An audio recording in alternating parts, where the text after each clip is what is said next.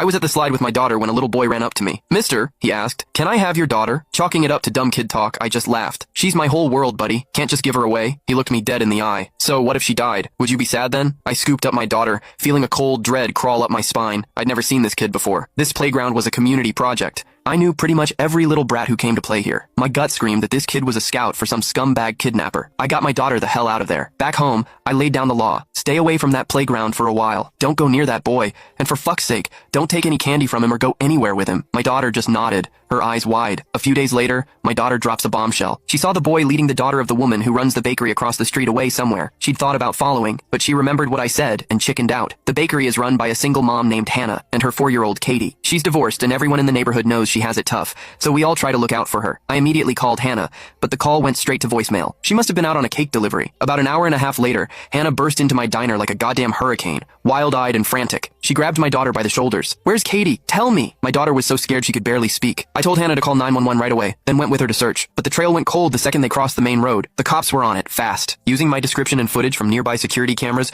they found the boy that same night. His name was Leo. Leo swore up and down he hadn't taken Katie. His parents backed him up, lying through their teeth that their son had been home all day. The cops showed them the surveillance footage, blowing their bullshit story to pieces. That's when Leo, the little shit, finally mumbled, "I'm not 12 yet, so I don't have to go to jail, right?" Leo led us to a derelict construction site nearby and pointed to a small, freshly dug pit in the ground. "She's in there." The cops dug away the loose dirt and found a styrofoam cooler, the kind you get from Amazon deliveries. They pried the lid open. Katie was crammed inside, curled into a ball. Her eyes were wide open, her mouth slightly agape, her face a mask of pure terror. Hannah just fucking broke. She lunged at Leo, trying to tear him apart, but the cops managed to hold her back. The police had Leo recount the whole thing. His clarity, his step-by-step logic, sent a fucking icicle through my heart. Leo said he found the pit at the construction site and got the idea to bury something alive in it. First, he tried a stray cat, but it scratched its way out immediately. A failure. So, Leo switched his target to a kid. But the hole was too small, so the little psychopath tied 2 shoelaces together to measure the pit's dimensions. Whenever he found a potential target, he'd measure them with the shoelace first before trying to snatch them. He also said he only picked little girls. They were easier to control, and he added, their bodies are softer, easier to fold. "Did you kill her first, then put her in?" one of the cops asked, his voice tight. Leo shook his head. "I had her lie down in it herself." He'd set up a sick game. First, he had Katie lie down in a couple of big cardboard boxes and gave her chocolates,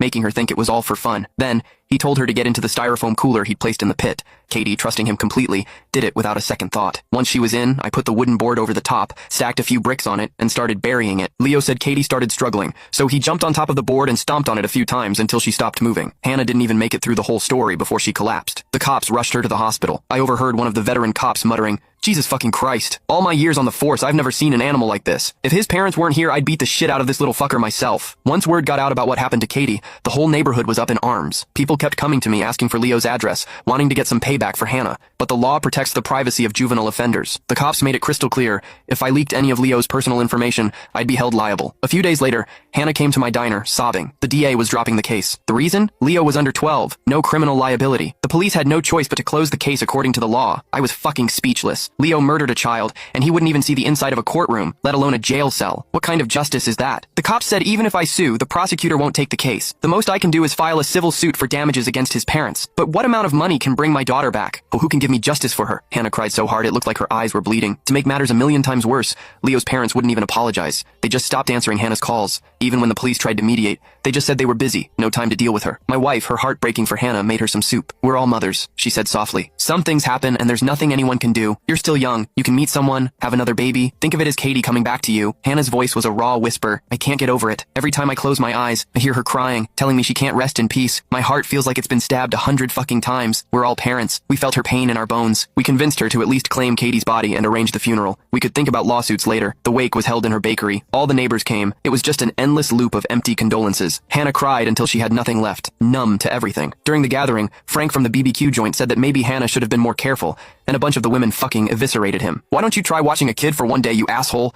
You think we don't have to eat or piss?" Big Tony the butcher chain smoked, his face grim. "If this happened to my kid, I'd gut that little bastard myself. Jail time be damned. It's a damn shame a good woman like Hannah doesn't have a man to go to bat for her. Hannah doesn't have much family, so my wife and I helped out where we could. My daughter Lily was playing near the door. I called her over telling her not to wander off. She just nodded silently. I thought that was weird. Usually she'd argue back. Today she was a perfect little angel. Then she grinned, and my blood ran cold. I saw the chocolate smeared on her teeth. We'd banned her from sweets because of her cavities. "Did Hannah give you that?" She shook her head. "A boy gave it to me." "What boy?" "The one who took Katie. He said Katie didn't finish these. A wave of pure, cold terror washed over me. I immediately handed Lily to my wife and told her, "Watch her. Don't let her out of your sight for a single fucking second." I got a few guys together and we searched the area, but there was no sign of Leo. The little shit had vanished. The more I thought about it, the more I panicked. What if Leo had just grabbed my daughter instead, found another little ditch and buried her too? I absolutely could not let that happen. That night, I secretly told Hannah that Leo had approached my daughter. Her eyes blazed with fury. She grabbed my arm, her nails digging in. "Next time, you tell me sooner. I'll kill him myself." I looked at the black and white photo of Katie, her little toothy smile frozen in time. I made a decision. "Do you really want revenge?" I asked quietly. "I have a way, and I can make sure you don't go to jail for it." Hannah didn't hesitate for a second. She agreed. So I had my daughter play outside like normal,